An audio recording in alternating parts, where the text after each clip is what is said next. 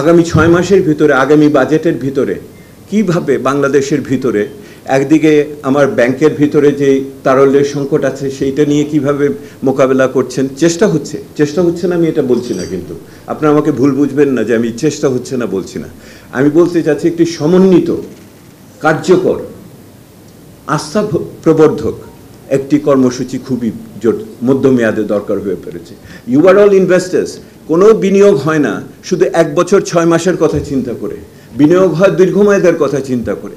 সেই দীর্ঘমেয়াদে যদি আমরা স্বস্তি না পাই, যদি আমি না বুঝি যে আমার করের হারটা কি হবে, যদি আমি না বুঝি আমার আমদানি শুল্ক কি হবে, যদি আমি না বুঝি যে আমার টাকার বিনিময় হার কতখানি স্থিতিশীল থাকবে, আর এখন যে এই সুদের হার বাড়ছে সেই সুদের হার আরও কমবে কি কমবে না, বা আমি কার জন্য কী ব্যবস্থা দিব, এই সমস্ত বিষয়গুলি একত্রিত করে একটি মধ্যমেয়াদী পরিকল্পনা এখন খুবই জরুরি হয়ে উঠেছে। এই অর্থনৈতিক মধ্যমেয়াদী পরিকল্পনা আমাকে একই সাথে আরেকটা জিনিসের বিষয় আমাদের স্বস্তি দিতে পারে, সেটা হলো আমাদের বিদেশিদের সাথে সম্পর্ক। আমি যখন বিদেশিদের সাথে সম্পর্কের কথা বলি তখন আমি শুধুমাত্র যারা ঐতিহাসিকভাবে আমাদের অর্থ সাহায্য দেয় আমি তাদের কথা বলছি না, আমি বলছি তাদের কথা যারা আমাদের বাজার সুবিধা দেয়। আমি এলডিসির থেকে বেরোবো, যে বাজার সুবিধা পাচ্ছি তার সাথে কি পরবর্তীতে পদক্ষেপে যাব সেই বিষয়ে তো আমার নিশ্চয়তা দরকার।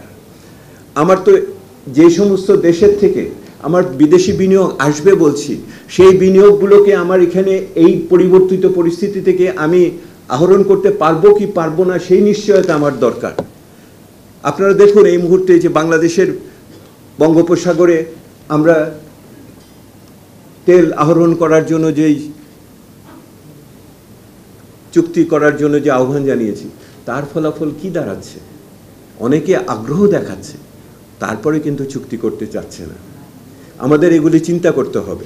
একই রকমভাবে যে সমস্ত দেশে আমার রেমিটেন্স আসে সেই সমস্ত পরিস্থিতি ওঠানামা করে মাননীয় প্রধান উপদেষ্টার ব্যক্তিগত হস্তক্ষেপে আমরা ওই মানুষগুলোকে ফেরত নিয়ে এসেছি, সেই জন্য তার প্রতি আমাদের কৃতজ্ঞতা জানাতে হবে।